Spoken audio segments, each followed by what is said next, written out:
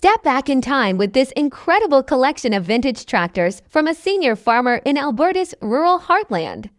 This dedicated 90-year-old farmer had an impressive collection of antique farm tractors, including International Harvester, Farmall, McCormick, and John Deere models. Some of these classic tractors were beautifully restored, while others remained in their original, weathered condition. His passion for preserving agricultural history was inspiring, and he even donated vintage tractors to communities in need. Sadly, he passed away a few years ago, but his legacy lives on through these remarkable machines. Explore the fascinating history of old tractors and see rare models that once powered farms across North America. From rusty relics to fully restored beauties, each tractor tells a story of hard work, innovation, and dedication to farming. Whether you're a fan of classic farm machinery, a collector, or simply love the nostalgia of antique farming equipment, this video is for you.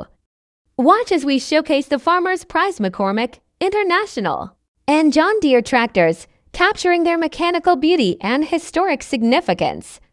If you love vintage farm equipment, don't forget to like, comment, and subscribe for more amazing content on antique tractors and farming history.